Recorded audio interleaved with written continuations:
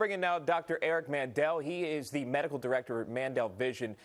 Good to see you this morning. As we were just talking with our White House correspondent, there is this talk of reopening the government in about 3 weeks, the country in about 3 weeks, May 1st. There's talk about 4 to 8 weeks. Doctor, what is the safest way to go about this approach? Is it in testing? What is the safest way to do so? So it's all about managing expectations, because until we get a vaccine or we have effective proven treatments, it is going to be controversial pretty much whatever we decide. So what we're going from now is a severe draconian mitigation, the shelter in place, where obviously we have put ourselves probably into a large recession, and the president and most of the country want that not to turn into a depression. So we need to go from mitigation to containment. What does that mean? We decrease the social restrictions that we have, where we keep social distancing, and then we move to a containment strategy.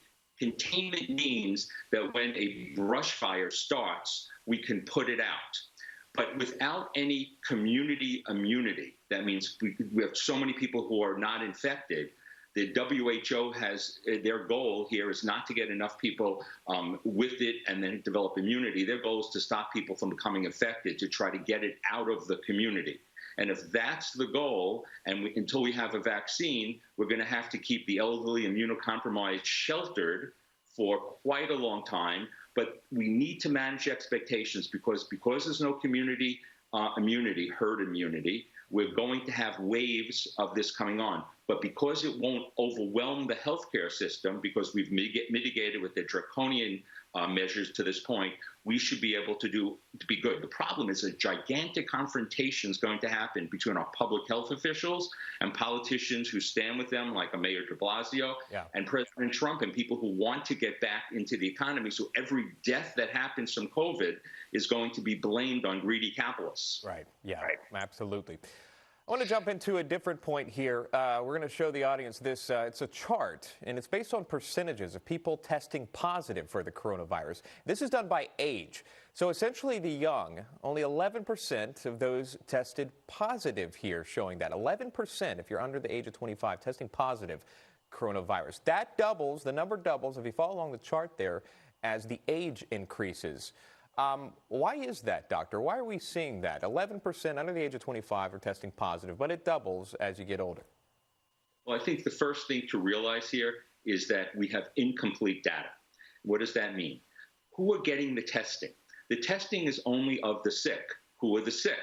The sick are the older, elderly, immunocompromised patients. So disproportionately, they're going to be tested. We really don't know how much natural immunity, immunity has occurred, how many asymptomatic millennials there are out there.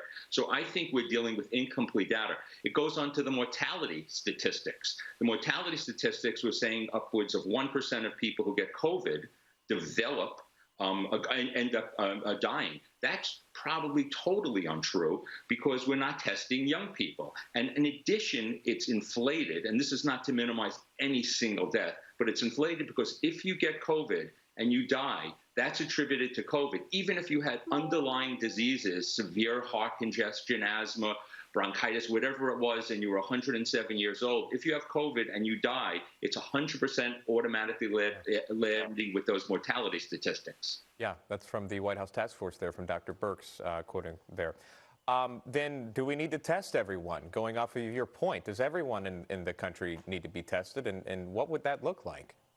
Well, the question is, if we could test everyone, both if they're infected or if they've developed immunity, that would be the best thing. That's what Andrew Cuomo, governor of New York, wants to do. The problem is logistics. No matter how many of these that Johnson & Johnson makes with the rapid testing, and even with some of the older tests, and we don't have the capacity to do this quickly or to make the studies. So it's going to be going into it a little bit blindly here. But yes, that for New York State is the criteria to get back to normal. But we're not getting back to normal with testing if we want to open the economy in another 4 or 5 weeks. Sure. Always good to hear from you, Dr. Eric Mandel. Stay safe. We'll talk to you soon. Thank you.